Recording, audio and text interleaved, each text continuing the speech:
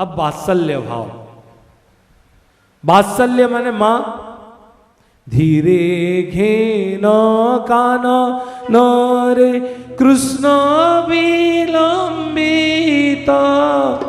वात्सल्य ममता घेनी भालू छंती मत मुकला माणिक रे। वात्सल्य ममता किसकी? मां पिता की।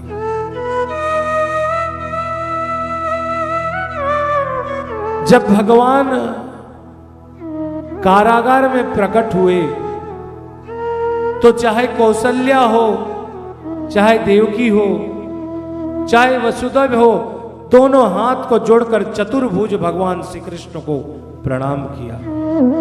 कब तक? जब तक कन्या नंद बाबा के घर से वसुदेव के कारागार नहीं आए तब तक प्रणाम किया।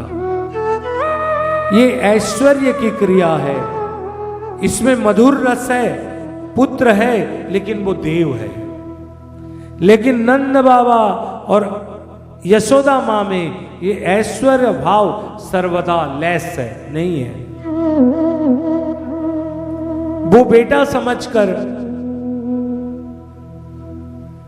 भगवान जब जंगल में जाते हैं तो नंद बाबा जंगल में घुसते समय अपने पैर के पादुका को जब रख देते हैं तो भगवान श्री कृष्ण सर पर लेके चलते हैं। मां कहती है बेटा बाबा जंगल जा रहे हैं, उनके पादुका ले आओ। हाँ मां ले आ रहा हूं। प्रभु आ रहे हैं।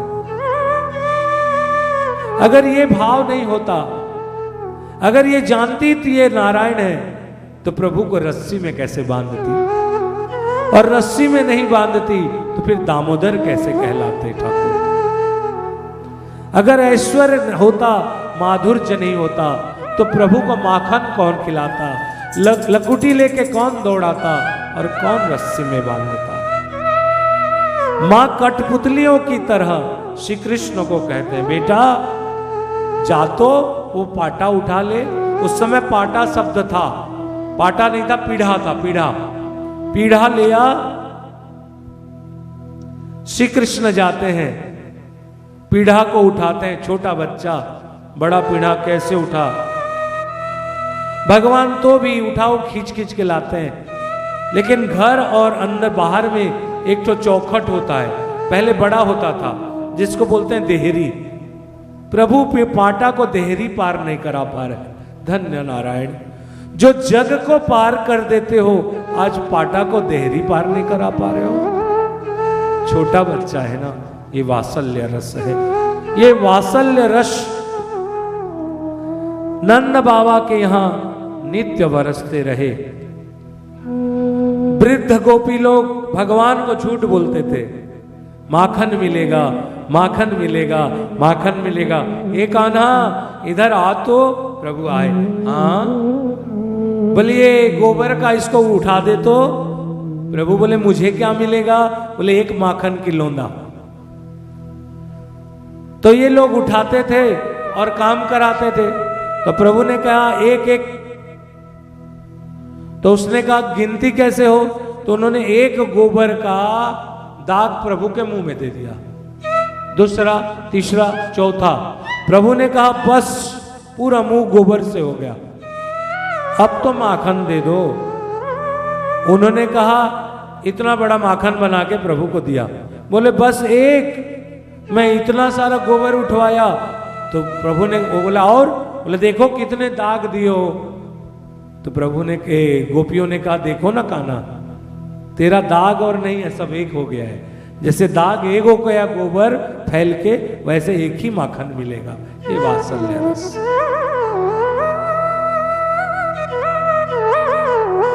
आज भगवान पाटा को उठा नहीं पा रहे, पीढ़ा को, लेकिन मां ने कहा एक वृद्धा गोपी, कान्हा एक माखन मिलेगा, पीढ़ा को ले आ। तो प्रभु ने ऐसे उठा के पार कर दिया। बोलो सांचे दरबार की। जब पूतना का वध हुआ एक थी पूतना जिसकी कोई पूतना, और पूत बनाने चली कृष्ण को पूत हो गई पूतना। जब भगवान के लाया गया तो सारे ब्राह्मणों को बुलाया गया, सारे ब्राह्मण ने स्वस्ति वाचन किया। गाय के पूंछ से भगवान श्री कृष्ण को झाड़ा गया। सरसों लाओ रे और इसका नजर उतारो बल्कि उतारा गया। सरसों को अभिमंत्रित करके डाला गया। भगवान का काला काजल लगाया गया, टीका लगाया गया ठाकुर को। ये विशुद्ध वात्सल्य भाव है, जो वात्सल्य भाव केवल ब्रिज में ही प्रादुर्भूत हुआ है। जब कृष्ण इतने हठी थे, जब मां खिलाए तब खाए, अगर ना खिलाए तो नहीं खाते थे, रो पड़ते थे। ज्यादा दूध पिएंगी तो न कहीं बीमार पड़ जाए, इसलिए मां स्तन से उतार कर नीचे डाल देते थे। भगवान रोते थे, लेकिन मां को परवाह नहीं है, चिंता है कि अगर ज्यादा पिएगा तो बीमार पड़ जाएगा। जब भगवान ने दामोदर लीला किया तो उस समय काम, क्रोध, लोभ, भय, पलायन और बंधन, भगवान 6 प्रकार की लीला किया। भगवान ने क्रोध भी किया, भगवान ने माखन का लोभ भी किया, भगवान भय भी दिखाए, भय भी हुए।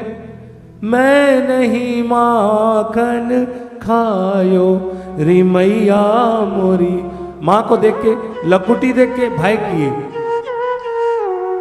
जब मां लकड़ी लेके आई तो भाग गए, पलायन, ये भी तो लीला है। और जब देखे कि मां थक गई तो रस्सी में बांध लिए, तो ये भी बंधन लीला है।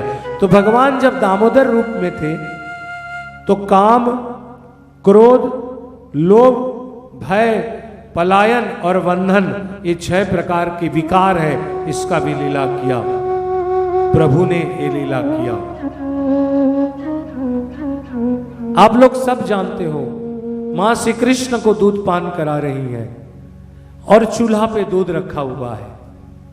आज दूध उफना, मां देखती है कि दूध उफन जाए, श्री कृष्ण को नीचे रख के। जब भगवान 8 साल थे तब दूध पी रहे थे।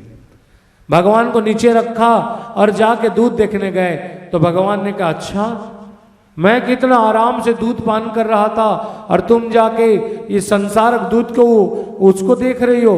प्रभु वहां गए, धीरे से चुप से उठ के गए और मटकी में माखन रखा हुआ था, दूध रखा था, एक लाठी लेके मारते गए, फोड़ दिया सबको। और कुछ मक्खन लेके चले गए और बाहर में ले जाके बंदरों को खिलाने लगे। ये दृश्य देखा गया।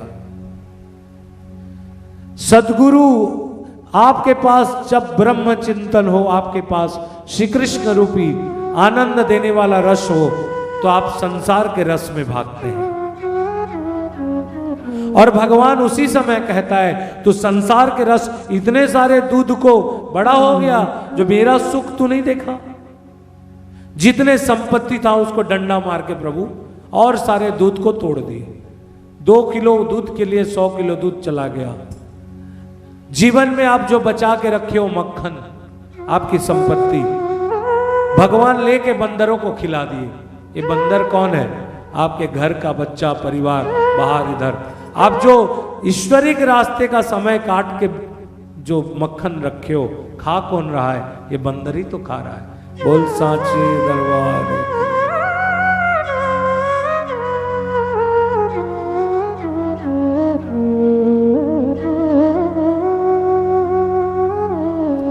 जब भगवान श्री कृष्ण रोते हैं, नीले मुखड़े पर भगवान का लगाया हुआ काजल भी पानी की तरह बहता है। लाल लाल बिंबा फल की तरह ओठ, नील स्वरूप पे काला बहता हुआ पानी, भगवान का कुंडल जो सोने का, उसमें प्रकाश पड़ रहे, चमक रहे, तो प्रभु का मुख नीला, लाल, काला और गोल्डन कलर का चमक रहा है। ये सारे स्वरूप को जब भगवान का रस पान कर रहे गोपी लोग दूर में बैठ के, वृक्ष, लता, नदी, सरोवर सब में ये रस समाया हुआ है।